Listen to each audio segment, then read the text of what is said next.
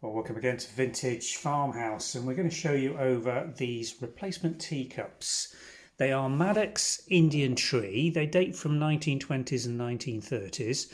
They have got quite a bit of wear on some of the surfaces of these, so we want to point out to you the condition of these as being very heavily used vintage pieces for the replacement market as opposed to collector's pieces. This one's a good example of what you're likely to get from the, we've got 7 of these going on catalogue. All the dimensions are on the website. They're these D-shaped low-waisted teacups, usually printed with Royal Vitreous, Maddock, Lion and Banner marks as shown here. Let me just see if another example of that. Some of them just have the Maddock's Lion and don't have the Royal Vitreous across the top, but they all come from the same period. They have heavy wear on the gilt around the rim, on the outer aspect of the rim, and a lot of them have got very heavy wear, as you can see over the top of the handles. You see this where the gilt's been worn away, but otherwise they're all in good condition as far as the china's concerned, with nice clean handles, good clean bases, as you can see here. Another example there.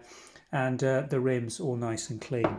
There are 7 of them. We've also put the diameter of the base plate, which from memory is 1.75 inches. So that's the outer measurement across the base plate. So if you're matching these to existing saucers, our estimate when we listed a complete set of these, a duo, was that they go with the 5.5 inch outer diameter rim saucers, which have the 1.75 inch inner well for the teacup base to sit on. So there's your guide if you're looking to marry these up, because they did make teacups in various sizes. There's a larger version of this that Maddock's made around the same period, so don't assume just looking at these that they're the exact same measurements. Do check the measurements out on the website before purchasing one of these, because they are quite cheap, and in reality, if you don't take 4 or 5 of them, you're probably going to pay more for the UK delivery than you are for the actual piece of china.